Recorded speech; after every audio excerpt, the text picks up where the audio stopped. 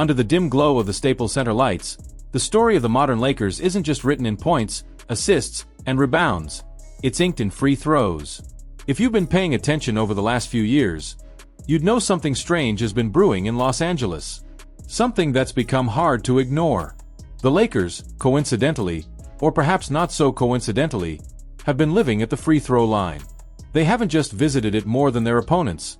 They've practically built a vacation home there. Dating back to the 2022 to 2023 NBA season and stretching through the end of last year's 2024 to 2025 campaign, the numbers tell a story that feels less like coincidence and more like a carefully orchestrated pattern.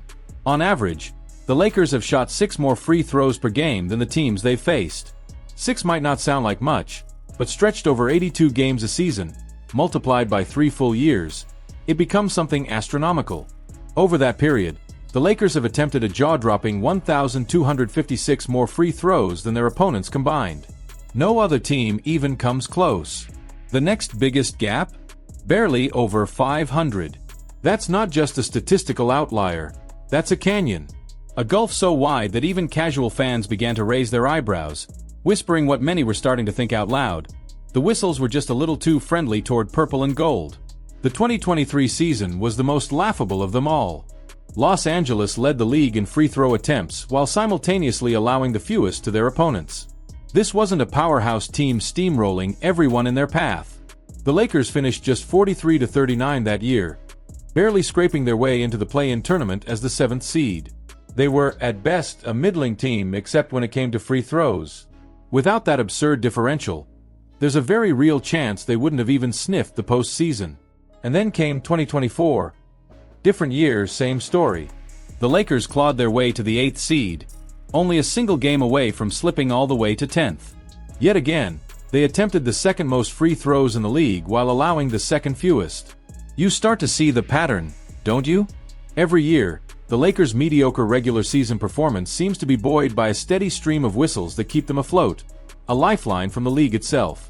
Even as the league tried to paint the illusion of normalcy last season, with the Lakers dropping to only 3rd in free throws attempted and allowing the 22nd most, the truth still lingered in the numbers. They still had the number 1 differential in the league. Even with a supposedly balanced whistle, Los Angeles found itself in the same privileged position, getting to the line far more often than anyone else. It didn't go unnoticed. Opposing coaches and players began to voice their frustrations, no longer content to bite their tongues. After yet another game defined by free throws rather than basketball, one coach couldn't hold back his disgust. "This is completely BS," he said, his voice cracking with anger in the post-game presser. "Shame for the referees. Shame for the league to allow this. 23 free throws for them, and we get 2 in the 4th quarter." The message was clear. This wasn't just bad luck. Felt like something deeper, something deliberate. Another coach put it even more bluntly. "How are you going to explain that to me? They had to win tonight. If that's the case, just let us know so we don't show up for the game. Just give them the win." It was frustration bordering on resignation, as if teams around the league had collectively accepted that when you play the Lakers, you're not just playing 5 men in uniform. You're playing against the league's favorite storyline. And if anyone thought this trend might fade as new seasons rolled around, the preseason quickly put that fantasy to rest. The 2025 preseason wasn't just a warm-up for the players and coaches, it was a tune-up for the referees too. 6 games. In 5 of them, the Lakers won the free throw battle, often by comical margins. In 2 of those games, Los Angeles shot more than 20 additional free throws than their opponents. Across all 6, they went to the line 174 times compared to their opponents' 119, a difference of 9.2 per game. That's not just significant, that's staggering. Even more than the advantage they enjoyed during the regular seasons. It was as if the script had already been written before the first tip-off of the year. The Lakers weren't just playing basketball, they were being propped up by a whistle symphony that always seemed to hit the right notes at the right times. Of course, defenders of the league will tell you this has always been part of the NBA's DNA. Star players, marquee franchises, and big market teams have always benefited from the superstar whistle. It's not a conspiracy, they'll say, it's just business. After all, basketball isn't only a sport, it's an entertainment empire.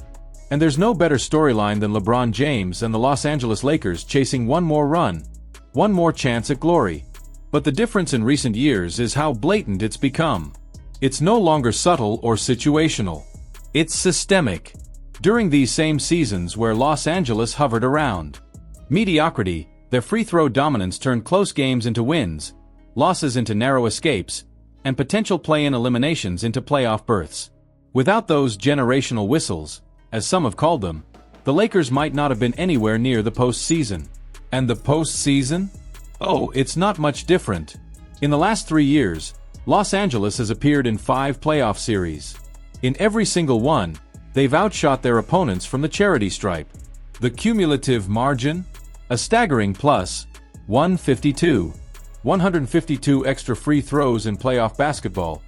When the whistle is supposedly tighter, when the stakes are supposed to bring balance. Yet even then, the Lakers seem to enjoy an invisible shield of protection. What did it get them? A sweep at the hands of the Denver Nuggets in the Western Conference Finals. Then a 5-game elimination by the same Nuggets the following season.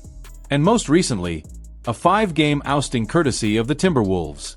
The whistle can tilt the odds, but it can't win you championships. Even the league's best efforts can only carry LeBron and company so far. Still, the pattern remains. Every season, the same questions rise, and every season, the same results appear on the stat sheets. The Lakers live at the line. The opponents grumble. The fans debate. And the league stays silent. But silence, in this case, speaks volumes.